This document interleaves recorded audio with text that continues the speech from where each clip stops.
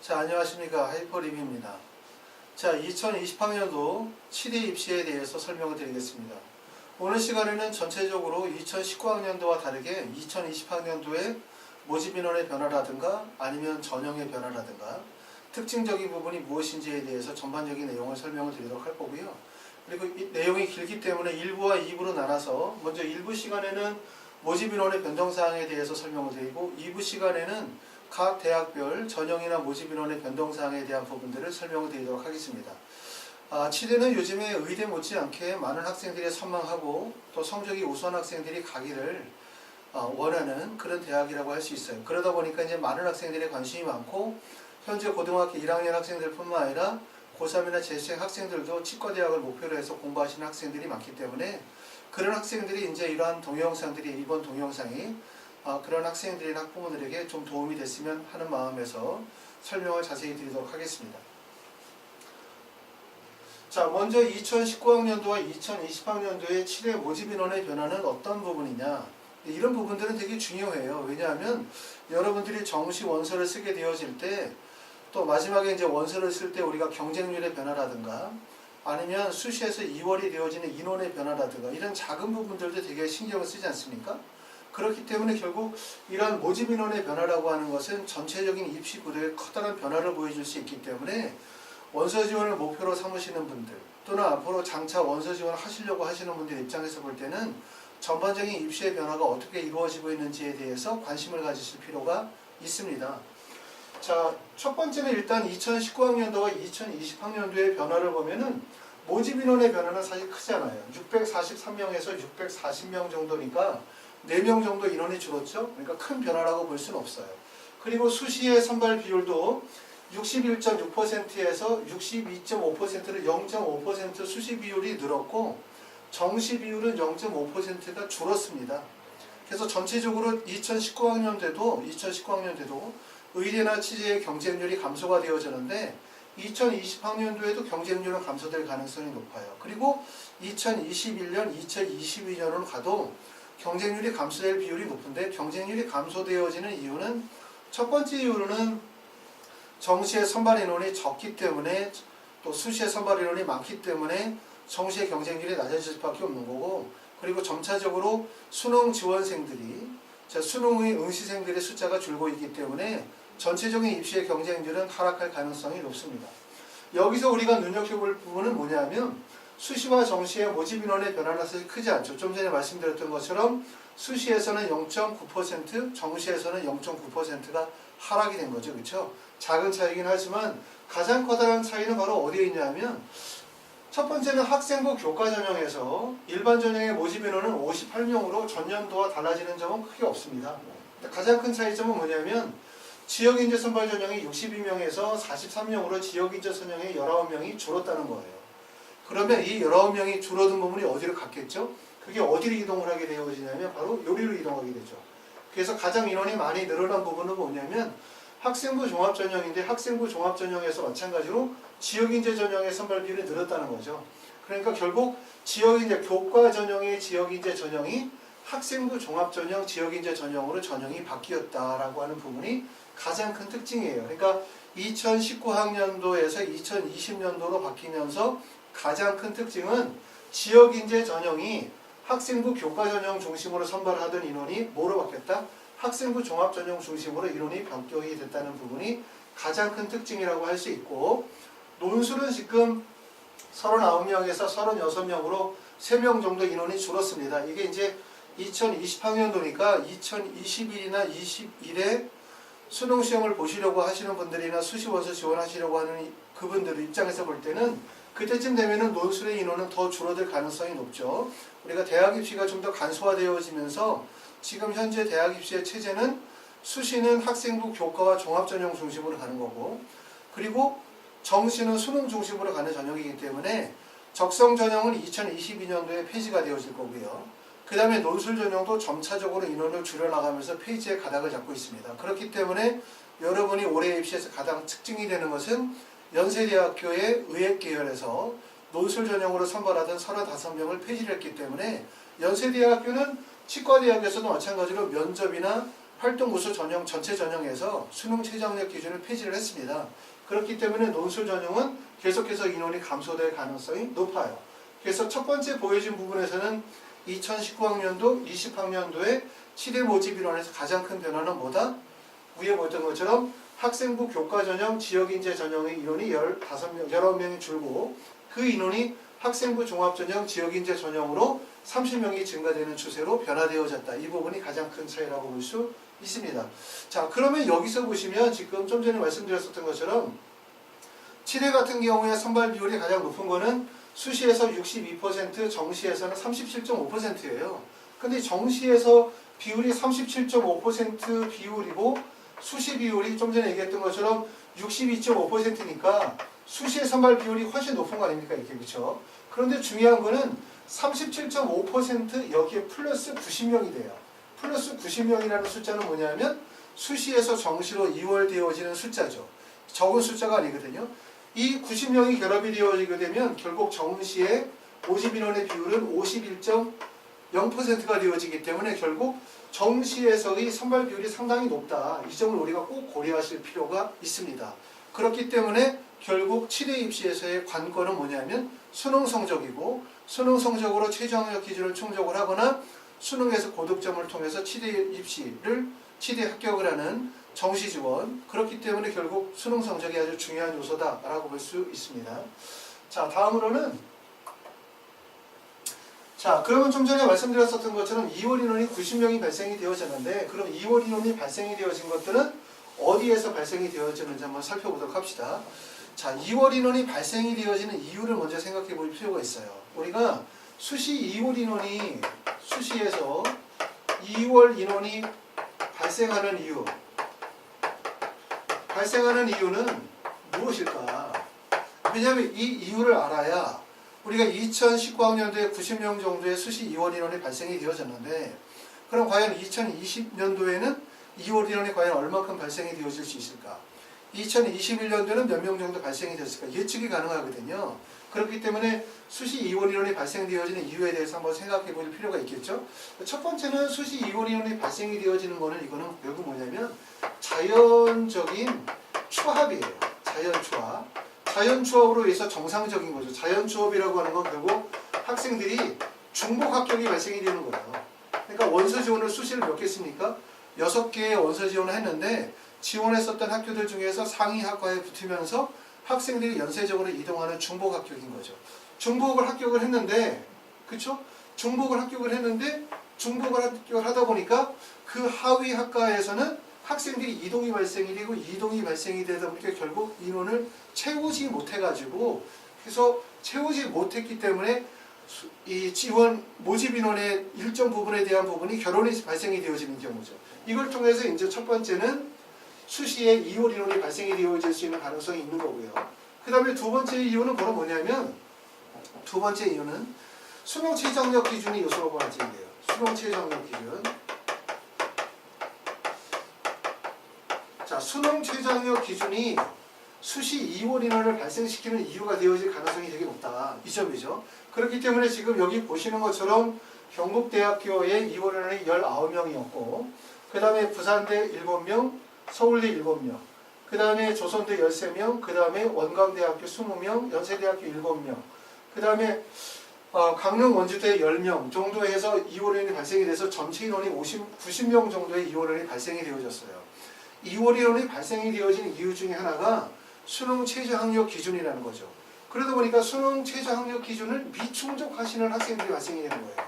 미충족을 하다 보니까 결국은 미충족으로 인해서 인원을 채우지 못하는 문제가 발생이 되어지고 그 다음에 두 번째는 뭐냐면 수능 최저학력 기준을 어떤 학생이 충족하였다 하더라도 미충족 인원이 발생이 되어지게 되면 결국은 뭐가 발생이 되어지냐면 학생들 간의 성적의 편차가 발생이 되어질 수밖에 없어요. 성적 편차가.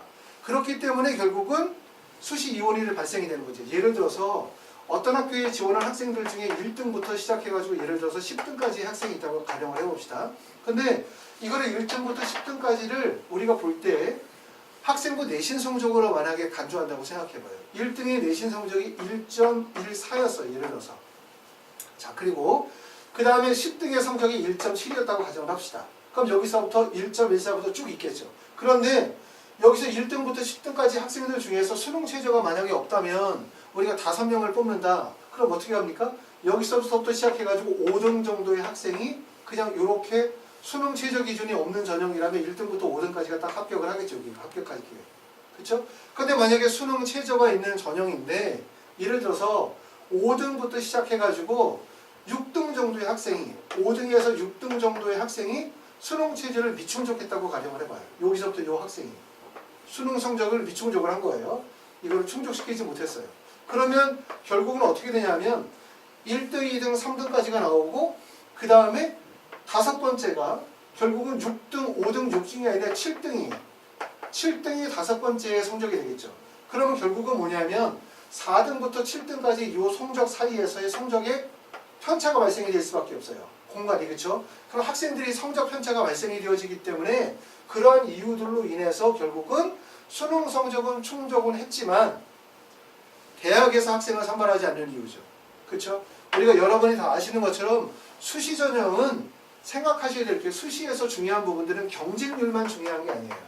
수시에서는 우리가 정시는 무조건 경쟁률이 제일 중요하죠. 왜냐하면 대학에서 학생을 선발하는 것이 아니기 때문에 학생들과의 경쟁을 통해서 성적을 컴퓨터에서 뽑는 거니까. 그런데 정시는 그래서 경쟁률이 제일 중요하지만 수시는 경쟁률만 중요한 게 아니라 경쟁률에다가 뭐가 중요하다? 적합성이 중요해요. 왜 적합성이 중요하냐면 대학에서 직접 뽑기 때문에.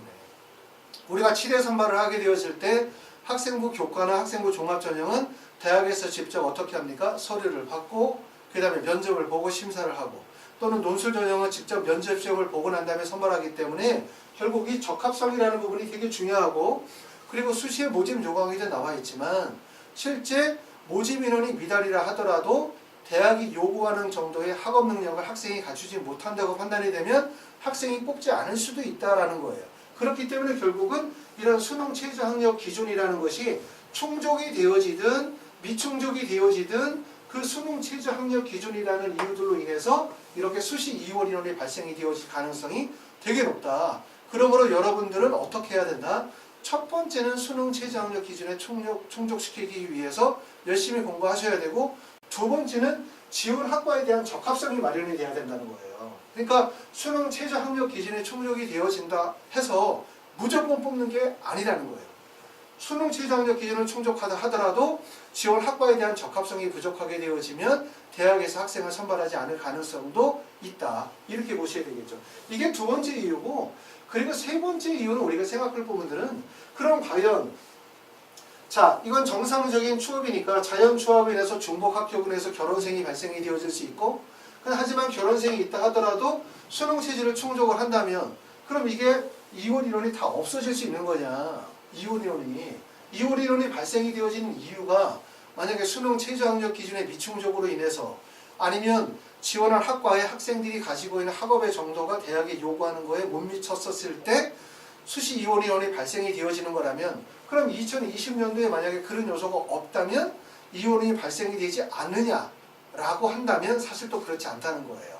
이월 인원이 발생되어지는 이유들 중에 하나는 어찌 보면은 대학의 입시의 전략이라고 할 수 있어요. 그러니까 대학에서는 수시나 정시라고 하는 두 가지 요소를 전형 방법을 이용을 해서 우수한 학생들을 선발하기 위한 일종의 경쟁이죠. 그렇기 때문에 대학에서는 수시에서 이만큼 정도의 학생을 뽑을 거로 모집 인원을 공지하고 실제로는 이만큼만 뽑죠.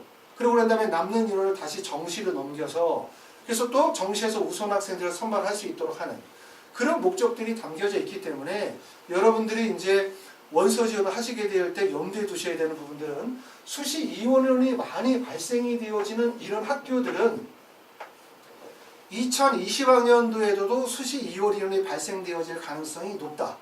그러면 우리는 수시에서 대학에서 얘기한 수시의 모집 인원 중에서 이월 인원에 대한 부분들을 어느 정도 고려하시고 원서 지원하셔야 된다는 거예요. 그렇죠?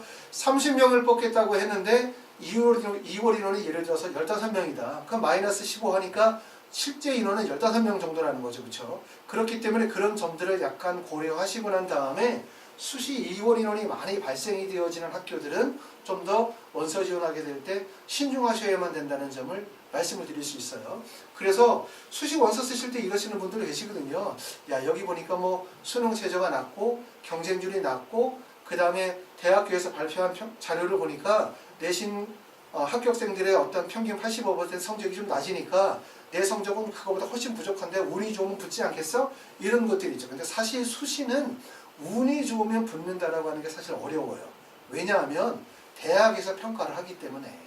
그렇죠? 그래서 운이 좋으면 붙는다는 것은 정시에서 가능한 일이고 수시에서는 운이 좋으면 붙는 게 아니라 지원학과의 적합성을 만들어 주셔야 돼요.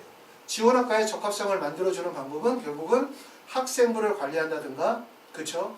그 다음에 대학에 원서 지원을 하게 되어질 때 자기소개서를 작성을 한다든가, 학과 선택과 대학 선택을 올바르게 한다든가, 그 다음에 면접을 통해서 충분하게 자기 자신의 역량을 보여준다든가, 이런 과정 준비를 통해서 결국은 적합성을 끌어올리는 게 가장 핵심이다. 이렇게 말씀을 드릴 수 있습니다. 자, 다음. 그럼 2022년도에 모집 인원의 변동사항에 대해서 한번 알아보도록 합시다. 자, 좀 전에 얘기했었던 것처럼 2019학년도와 다르게 2020년도에, 20학년도에 가장 커다란 변화는 뭐라고 얘기했어요? 그렇죠? 학생부 교과 전형의 지역인재 선발 전형의 인원이 어디로 가졌다? 학생부 종합 전형의 지역인재 선발로 넘어갔다라고 하는 게 특징이다. 그 다음에 두 번째는 전년도에 수시에서 정시로 이월된 인원이 90명 정도이다 보니까 전체적으로는 정시 선발 인원이 52.1%로 수시보다 정시의 선발 비율이 높다. 이런 점들이 특징이라고 좀 전에 말씀을 드렸어요. 그렇죠? 자, 그러면 경북대부터 시작해서 강릉 원주대까지 전체적으로 모집 인원의 변화가 어디에 있는지 한번 봅시다. 첫 번째는 경북대학교는 자, 지역인재 전형에서 교과 전형에서 원래 5명 뽑던 인원이 10명으로 늘었어요. 그렇죠? 그러니까 교과 전형에서 지역인재 선발 비율을 눌린 거죠. 그리고 난 다음에 줄어든 비율은 학생부 종합 전형의 일반 전형을 줄였어요. 그러니까 일반 전형을 줄이고 그 다음에 지역인재 선발 비율을 늘렸다는 게 특징이고요. 논술을 실시하는 학교는 경북대를 포함하여 경북대 5명, 경희대 15명, 그 다음에 연세대 16명, 그 다음에 이렇게 학교는 3개 대학이죠. 논술 진행하는 학교가. 그래서 경북대학교, 연세대학교, 그 다음에 경희대학교 해서 총 논술을 실시하는 학교는 3개 학교고 논술에서 뽑는 인원은 36명입니다. 경희대학교와는 전례도가 달라지는 점들은 논술의 모집 인원이 16명에서 15명을 1명 줄고 그 다음에 정시 인원이 1명 늘었습니다. 부산대는 학생부 종합전형의 비율이 줄었네요. 15명에서 10명. 대신 정시의 비중은 늘었기 때문에 부산대는 정시의 모집 인원을 확대했습니다. 자, 서울대학교는 지역균형 전형의 모집 인원을 10명에서 15명으로 5명을 늘렸고요. 전남대학교는 학생부 종합전형의 인원을 10명에서 12명으로 2명을 늘리고 그래서 수시 인원은 2명이 늘었고 정시는 2명이 줄었어요. 그러니까 결국은 수시를 좀 더 확대했다 볼 수 있고 전북대학교는 큰 변화 없고 조선대학교의 가장 큰 특징은 정시 선발에서 일반 전형을 16명에서 24명으로 줄이고 그 다음에 지역 인재 선발 전형을 16명에서 8명으로 인원을 줄였어요. 그렇죠? 그러니까 일반 전형의 선발 비율을 크게 넓혔다. 이게 특징이라고 할 수 있습니다. 단국대학교는 학생부 종합전형 DKU 전형에서 14명을 선발하고 전체적인 변화는 없습니다. 연세대학교는 가장 큰 특징이 좀 전에도 말씀을 드렸었던 것처럼 수능 최저학력 기준을 다 폐지했다. 전 영역에서. 특히 우리가 관심 있는 부분들은 연세대학교 논술 전형, 그렇죠? 논술 선발을 하지 않는다. 그리고 치대 전형에서도 보면은 논술 전형에서 18명을 선발했는데 16명으로 2명을 줄였고 그 다음에 특기자 전형은 13명에서 12명으로 대신 인원이 늘어난 부분은 면접형을 4명에서 5명으로 늘렸고요. 그 다음에 정시 선발 인원은 19명에서 20명으로 인원을 1명 늘렸습니다. 인원에 조금씩의 변화가 있고 가장 큰 차이라고 하는 건 전체 영역에서 수능 최저학력 기준을 폐지했다라고 하는 부분이 가장 큰 특징이라고 볼 수 있어요. 그 다음에 원광대학교는 전년도에 수시 이원 인원이 20명 정도 발생이 되어졌기 때문에 수시 이원이 많이 발생이 됐죠. 그렇기 때문에 이제 원광대에서는 이런 수시 이원들을 좀 더 줄이기 위해서 전형에서 모집 인원의 변화를 꾀하고 그 다음에 수능 최저학력 기준을 조금 더 낮춰서 많은 학생들이 될 수 있으면 수능 최저의 충족되어지는 비율들을 좀 더 높이기 위한 조치를 취한 것 같아요. 그래서 학생부 종합전형은 11명에서 16명으로 인원을 늘렸고요. 그 다음에 전북인재 전형은 15명에서 17명으로, 그 다음에 광주, 전남도 5명에서 7명 정도로 전체적으로 학생부 종합전형의 모집 인원은 늘었습니다. 줄어든 건 그럼 어디에서 줄었냐면 정시 자연계 44명에서 자연계를 33명으로, 그래서 인원을 10명 정도 줄였어요. 그러니까 정시 모집 인원을 줄이고 수시의 모집 인원을 확대했다. 이게 특징입니다. 강릉 원주대는 해림인재 전형을 일반 전형으로 이름을 바꿨어요. 전형명을. 모집 인원에 별 차이는 없습니다. 자, 그래서 좀 전에 얘기했었던 것처럼 전체적으로 전형별로 모집 인원을 보면, 자, 학생부 교과 전형에서 선발하는 게 한 25.4% 정도 선발하고 있고요. 그 다음에 학생부 종합 전형에서 60%, 다음 논술이나 특기자 전형에서 약 9% 정도 선발하고 있고, 논술 전형에서 9%, 그 다음에 전체로 따지면 그래서 이제 100%가 나오는데, 자, 그런데 이제 여기서 우리가 주목할 부분들은 뭐라고 얘기했어요?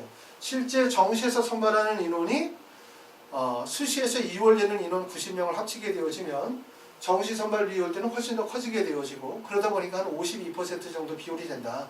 그러므로 정시의 비중이 강화되어졌다, 이렇게 말씀을 드릴 수 있고, 전체적인 내용의 가장 큰 특징은 다시 한번 요약하면 경북대는 어떻게 됐다? 학생부 교과 지역인재 전형의 선발 비율이 좀 늘었다.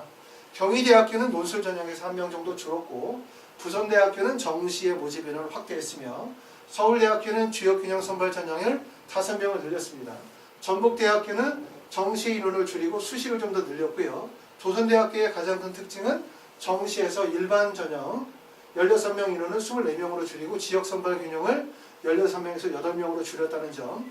그 다음에 연세대학교는 수시에서 수시 최장력 기준을 폐지한 게 가장 큰 특징이고, 그 다음에 원광대학교는 정시에서 자연계 모집 인원을 44명에서 34명으로 정시 모집 인원 줄이고 학생부 종합전형 인원을 확대했다. 이 부분이 가장 큰 특징이라고 볼 수 있습니다. 자, 네 번째. 자, 그러면 이제 우리가 나에게 적합한 전형은 뭐냐?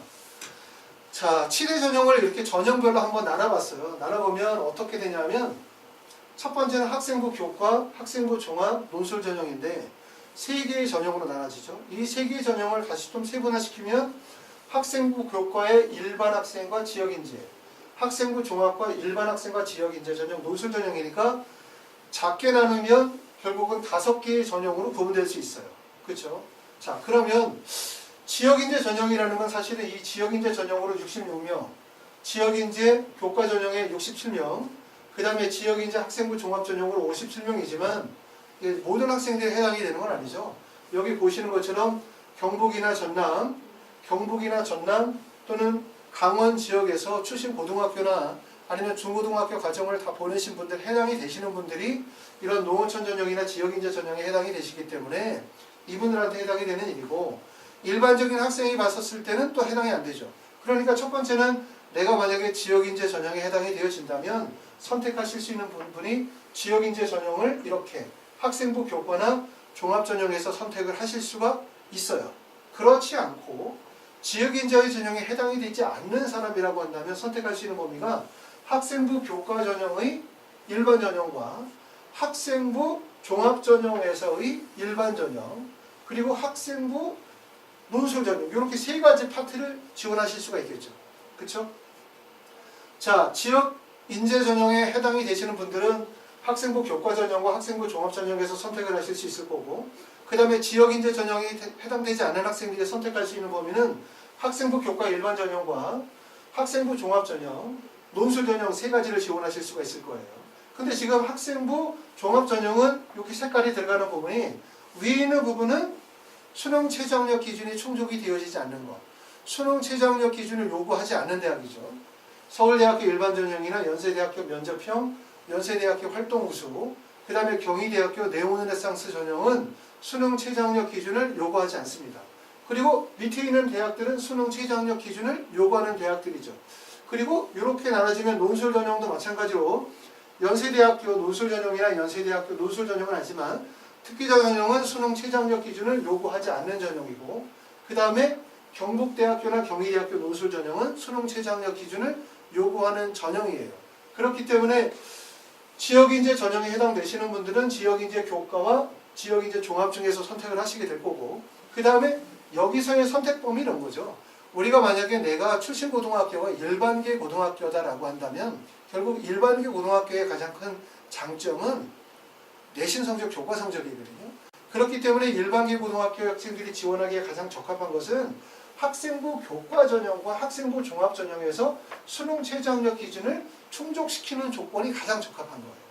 그리고 만약에 내가 학교가 자사고나 특목고나 영재고인데 내가 지금 수능 최저 학력 기준을 충족하기가 어려운 조건을 가지고 있다 라고 판단이 되어지면 지원하실 수 있는 게 이렇게 되겠죠. 이렇게 가시거나 학생부 종합 전형의 수능 최저를 갖추는 조건이거나 아니면 수능 최저가 없는 조건을 갖출 수밖에 없어요. 그렇죠. 그래서 이렇게 구분이 되어진다라고 볼 수 있습니다. 자, 지역인재 전형에 해당되시는 분들은 학생부 교과와 학생부 종합 전형의 지역인재 전형으로 선발하시게 될 거고, 그 다음에 나의 출신 고등학교가 일반계 고등학교라면 내신 성적의 우수성을 강조해서 학생부 교과 일반 전형이거나 아니면 학생부 종합 전형 중에서 수능 최저 학력 기준을 요구하는 전형에 원서 지원을 하실 수 있는 거고, 그리고 나의 지금 재학 중인 고등학교가 특목고나 자사고나 영재고나 아니면 강남권의 고등학교들처럼 전체적으로 흔히 말해서 학교의 프로파일이 우수한 학교들은 학생부 종합 전형이 유리하겠죠. 수능 최저에 자신이 있다면 학생부 종합 전형 중에서 서울대학교 직윤이나 경북대, 부산대, 전북대, 단국제처럼 수능 최저 학력 기준이 있는 학교와 그 다음에 서울대, 연세대, 경희대처럼 수능 최저 학력 기준을 요구하지 않는 학교를 원서를 쓸 수 있어요. 그렇기 때문에 결국은 7회 입시는 이렇게 세 개의 파트로 나눠져 있다고 볼 수 있어요. 지역인재 전형, 그 다음에 일반계 고등학교, 그 다음에 특목고, 그리고 그러면서 수능 최저 학력 기준의 충족 여부, 여기에 따라서 지원할 수 있는 대학의 폭이 결정이 되어진다, 이렇게 볼 수 있습니다. 자, 그러면 대학마다 수능 최저 학력 기준에 대한 부분들을 한번 살펴보도록 합시다. 자, 수능 최저 학력 기준은 아까도 말씀드렸던 것처럼 치대 입시에서는 되게 중요한 요소거든요. 수능 최저를 충족하느냐 못하느냐라는 부분이 결국 입시에 되게 중요한데, 왜 그러냐면 일반적으로 이제 수능 최저를 경북대나 단국대 정도가 요구하는 정도가 4개 영역 등급의 합이 5등급, 그 다음에 과학탐구 하나 정도니까 그렇게 높은 등급은 아니거든요. 4개 영역 등급 합이 5에 과탐 하나 정도, 이 정도는 의대나 치대에서는 그렇게 높은 등급은 아니지만 전반적으로 봤었을 때는 그래도 조금 높은 등급의 수능 최저 학력 기준이라고 할 수 있어요. 이 수능 최저 학력 기준에 대학에서 발표한 충족률을 보면 보통 35% 정도의 학생들이 수능 최저 학력 기준을 충족을 해요. 물론 경북대학교의 지역인재 전형, 교과 전형의 지역인재 전형에서는 수능 최저 학력 기준을 충족했었던 학생들의 비율이 한 13% 정도밖에 충족을 못하다 보니까 결국은 수능 최저 학력 기준이 아주 중요한 요소로 활용이 되기도 하죠. 일반적으로는 35%지만 대학에 따라서는 결국은 수능 최저 학력 기준이 한 15%, 13%밖에 충족을 못하는 경우들도 있어요. 이러면 어떻게 됩니까? 결국은 수능 최저 학력 기준을 충족하느냐 못하느냐에 대한 부분이 결국은 합격을 결정하는 되게 중요한 요소라고 할 수 있겠죠. 그렇죠? 그렇기 때문에 아주 중요합니다. 여러분들이 원서를 쓰실 때는 뭘 생각하셔야 되냐면, 내가 가지고 있는 6월이나 9월의 모의고사 성적에서 수능 최저 학력 기준의 충족 가능성이 어느 정도 되느냐에 대한 부분을 보셔야 돼요. 지금 보시면 경북대, 단국대는 4개 영역 등급 합이 5, 그 다음에 과탐 하나 정도 반영하게 되고, 예를 들어서 전북대 일반 전형 같은 경우는 4개 영역 등급 합이 6등급이죠. 과탐 하나. 그러니까 이렇게 비교하시게 되어지면 등급이 훨씬 더 전남대나 조선대로 가게 되어지면 수능 최저 학력 기준이 훨씬 더 느슨하죠. 근데 문제는 수능 최저 학력 기준이 느슨해지게 되어지면 수능 최저 학력 기준을 충족시킬 수 있는 비율이 높아진다는 거예요. 충족 비율이 높아진다는 얘기는 결국은 경쟁률이 더 높아질 수밖에 없다는 거죠. 그러니까 물론 뭐 뻔한 얘기지만 가장 좋은 답은 뭐다? 내가 수능 최저 학력 기준이 가장 높은 기준, 예를 들어서 여기 적어도 39%에서 35% 이내 정도에 있는 대학들을 선택할 수 있는 수능 최저 학력 기준을 확보하는 게 되게 중요하다. 그렇기 때문에 요즘의 입시는 사실은 제일 중요한 부분들은 수능을 조기 완성하고 단기 완성하는 게 되게 중요해요. 왜냐하면 예전에는 정시 비용이 되게 클 때는 1월이나 2월에 공부를 해서 수능 때까지 쭉 공부를 했지만 요즘에는 입시가 되게 짧아졌거든요. 그렇기 때문에 6월 달까지 어느 정도 성적이 나와야 되거든요. 항상 이제 학생들에게 얘기하지만 우리가 수시와 정시 입시에서 성공을 하기 위한 비결 첫 번째, 그거 바로 뭐냐면 6월이나 9월 때까지 수능 성적이 어느 정도 안정적인 점수가 나와야 돼요. 안정적인 점수가 나오지 못하고 점수가 계속해서 널뛰기를 하게 되어지면 결국 우리가 수시 원서 지원하시게 되어질 때는 그냥 상향 지원할 수밖에 없거든요. 부모님 입장에서 볼 때는 우리 애가 잘 될 것 같기도 하고 성적이 불안하기도 하지만 대부분 부모님들은 그래도 우리 아들을 믿거든요. 잘할 거라고 생각하고 또 학생들은 막연한 또 기대감이 있다 보니까 결국 원서 지원이 수시가 상향하게 돼요. 그리고 결국 또 수능 망치고 그러면 결국 수능 체제 안 되니까 수시 망하고 정시지 못 봤으니까 정시도 지원이 안 되고 그러니까 결국 입시가 다 망하게 되거든요. 그래서 의대든 치대든 아니면 일반 대학이든 간에 입시에서 가장 중요한 거는 6월 아니면 길게 보면 7월, 8월 달까지 수능 성적의 최저 학력 기준 또는 정시에서 지원 가능한 점수 그러니까 어느 정도까지 확보가 되어지느냐에 대한 부분이 입시에서 가장 중요한 요소라고 말씀을 드릴 수 있어요. 만약에 6월이나 7월이나 8월이 되었음에도 불구하고 수능 최저 학력 기준의 충족 여부와 정시로 지원 가능한 대학에 대한 기준이 불명확해지게 되어지면 결국 입시는 다 실패할 수밖에 없습니다. 그 점을 꼭 명심하셔야 되고 그래서 결국은 6월이나 7월 달까지 수능을 조기 완성하는 것이 아주 중요한 요소다. 이런 점들을 꼭 고려하실 필요가 있어요.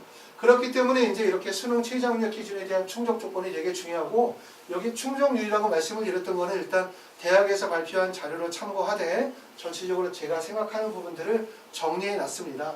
그래서 이렇게 치대 같은 경우도 경북대부터 시작해서 서울대까지 각 대학들마다 수능 최저 학력 기준의 요건이 다 다르고요. 그렇기 때문에 이런 부분들을 잘 고려하셔가지고 본인이 충족 가능한 전형들을 선택하시는 게 좋을 것 같습니다. 자, 이렇게 이제 전반적인 내용에 대해서 이제 치대 입시에 대해서 우리가 좀 말씀을 드렸어요. 자, 그리고 이제 연세대 같은 경우는 여러분이 아시는 것처럼 올해 이제 수능 최저 학력 기준이 다 폐지가 되어졌거든요. 근데 수능 최저 학력 기준이 폐지가 되어진다는 것은 꼭 학생들에게 유리한 조건을 제시하는 건 절대로 아니라는 점을 아셔야 돼요. 그러니까 연세대학교가 올해 연세대에서 논술 전형으로 치대를 뽑는데 이게 논술 100%를 뽑는 거 아닙니까? 그렇죠? 논술 100%를 뽑는데 원래는 우리가 논술 전형으로 일반적인 대학들은 논술 전형으로 학생을 선발하게 되었을 때 뭐로 뽑냐면 첫 번째는 수능 최저 학력 기준을 대부분 여기에요. 그렇죠?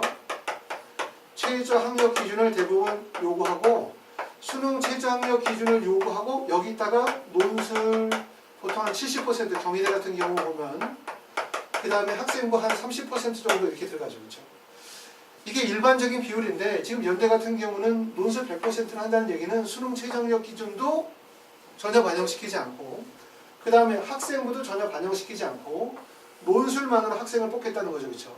그런데 이 점을 꼭 우리가 이해하실 필요가 있는 게 저는 개인적으로 생각할 때 대학은 정직하지 않다고 생각해요. 대학이 정직하지 않을 수밖에 없는 이유는 뭐냐면 대학은 학생을 선발하게 되어질 때 두 가지 기준을 가지고 학생을 선발하거든요. 첫 번째는 우수한 학생을 선발해야 된다는 기준이 있어요. 그렇죠? 왜냐하면 우리가 생각할 때는 연대나 고대 이런 학교들 생각해보면 전혀 아쉬울 거 없는 학교. 우리는 간절히 붙고자 하지만 대학의 입장에서 생각할 때는 그냥 너네 올래면 오고 말래면 마라 이렇게 생각하지만 실제 연세대나 고려대 같은 학교들도 상위대학, 서울대하고 치열한 경쟁을 하게 되고 또 예를 들어서 의대나 치대로 빠지고 있는 학생들을 붙잡기 위해서 우수한 학생들을 선발하기 위한 이런 노력들을 치열하게 진행하고 있거든요. 그렇기 때문에 대학에서는 대학의 모집 요강에는 두 가지가 포함이 되어 있어요. 첫 번째는 우수한 학생을 뽑기 위한 하나의 기준이 있는 거고 그리고 두 번째는 또 우수한 학생을 뽑기자고 해서 예를 들어서 연세대학교에서 수능 최저 학력 기준을 엄청 높게 잡아놓은 거예요. 막 4개 영역 다 1등급 이렇게 되어지면 진짜 우수한 학생을 딱 뽑겠죠. 근데 문제는 뭐가 되냐면 학생의 경쟁률이 아주 작아지길 거 아니에요. 그렇죠? 그러니까 대학에서는 우수한 학생을 뽑겠다라고 하는 의도가 있고 두 번째는 많은 학생들이 지원하게 만들어야 돼요. 왜? 많은 학생들이 지원해야만 대학의 입장에서는 그 많은 학생들 가운데에서 우수한 학생을 선발할 수도 있는 거고 그리고 또 이렇게 학생들이 원서 지원한다라고 하는 것도 대학의 입장에서 볼 때는 대학의 선호도를 많이 높일 수 있는 거고 대학의 인기를 끌어올릴 수 있는 하나의 창구의 역할이기 때문에 홍보 역할이기 때문에 대학의 입장에서 볼 때는 많은 학생들이 지원하게 만들고 그러면서 우수한 학생들을 선발해야 되는 거죠. 그러니까 대학은 학생들에게 볼 때 어떻게 보입니까? 마치 문이 크게 열려져 있는 것처럼 보이게 만들거든요. 그러니까 논술 100% 이렇게 얘기하면 학생들은 나는 내신 성적이 안 좋아. 내신 성적이 막 3.5등급이야. 내신을 반영시켜주지 않는데. 얼마나 좋아요. 봤더니 나는 수능 최저학력 기준이 전혀 안 될 것 같아. 근데 수능 최저도 없대. 그럼 논술 100% 그럼 논술만 잘하면 되는 거야. 나는 지금서부터 그럼 학생부도 학교 때로 치고 그 다음에 두 번째는 일단 수능 공부도 안 하고 나는 그냥 오로지 나는 논술 준비만 해가지고 연세대학교를 갈 거야. 라고 생각하시는 분들이 혹시 있을까 봐 제가 말씀을 드리는 겁니다. 자, 좀 전에 얘기했었던 것처럼 대학의 모집 요강은 여러분들이 보실 때는 마치 크게 문이 열려져 있는 것 같고 여러분에게 기회가 있는 것처럼 보이지만 결국 선발하는 주체는 누구다? 여러분이 아니라 대학에서 뽑는 거다. 대학에서는 어떤 학생들을 뽑는다?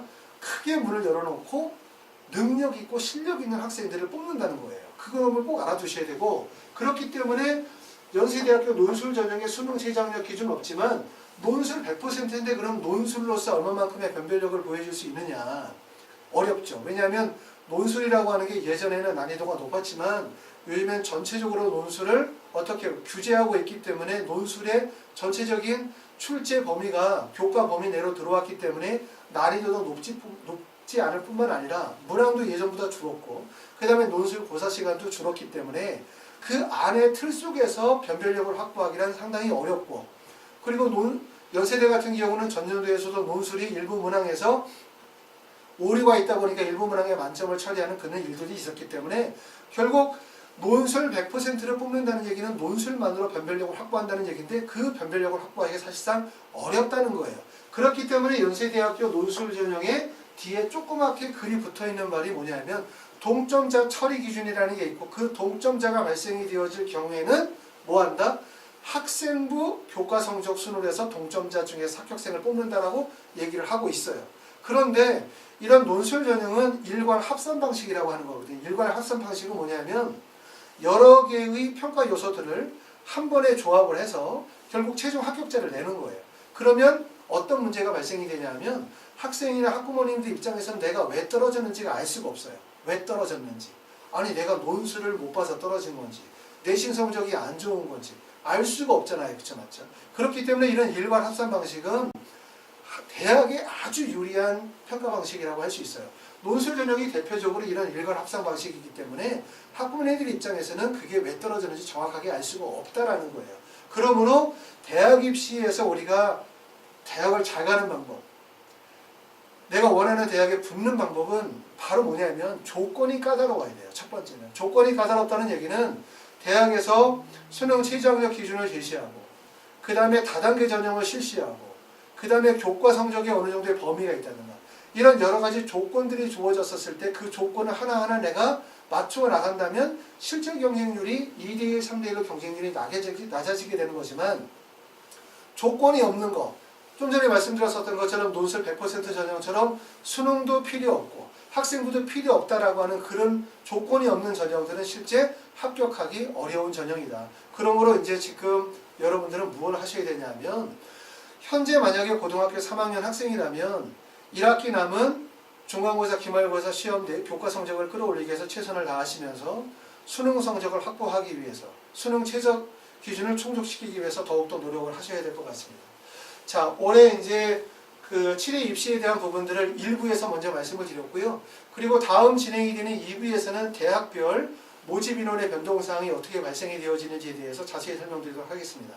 감사합니다.